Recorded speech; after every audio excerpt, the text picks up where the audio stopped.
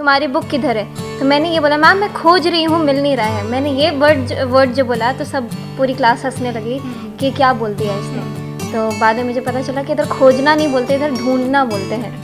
उसके बाद मैम हम नहीं आएंगे तो नहीं मैम मैं नहीं आऊँगी। तो ये सारी चीज़ें सीखने को मिली। उसके बाद मम्मी को बताती थी, पापा के सामने रोती थी कि आज ये हुआ। तो रोने के बाद पापा शांत कराते थे कि आज के बाद ऐसे नहीं करना। उसके बाद जो बोलते हैं वो सब पागल है, उनको बोलने दो, तुम अपना काम करो।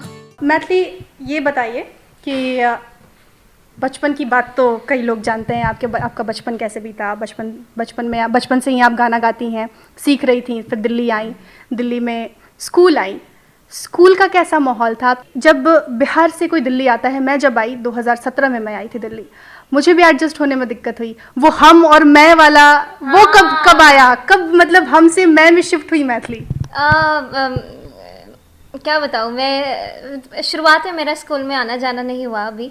तो जब देखे कि सब बच्चे लोग स्कूल जा रहे हैं, उसके बाद मैंने डायरेक्टली 5th और 6th में एडमिशन लिया। 5th में, उसके बाद 6th में एडमिशन लिया। मैंने मेरी पढ़ाई 6ठी से नॉर्मली शुरू हुई।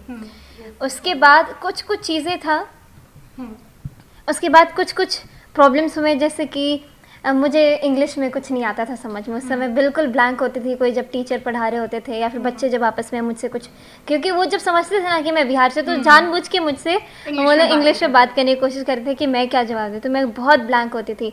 और मुझे एक बार एक चीज़ याद है कि मैम मुझसे पूछी कि बेटा तुम्हारी बुक किधर है? तो मैंने ये बोला मैम मैं खोज रही हूँ, मिल नहीं रहा है। मैंने ये वर्ड जो बोला तो सब पूरी क्लास हंसने लगी कि क्या बोल दिया इसने। तो बाद में मुझे पता चला कि इधर खोजना नहीं बोलते, इधर ढूंढना बोलते हैं।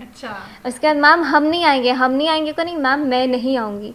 तो ये सारी चीज़ें सीखने को मिली। उसके बाद ताकि मुझे औरों के साथ क्लैश ना हो, उनके सामने मेरी हंसी ना उड़े, तो मैंने अपने आप को सुधारना शुरू किया। फिर उसके बाद पढ़ाई लिखाई अच्छे से शुरू की ताकि मैं कॉन्फिडेंटली सबके सामने खड़ी रह पाऊँ। स्कूल में जब ये सारी चीज़ें आपके साथ होती थी तो घर पर आके मम्मी से बताती थी?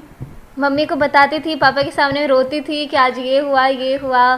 तो रोने के बाद पापा शांत कराते थे कि आज के बाद ऐसे नहीं करना।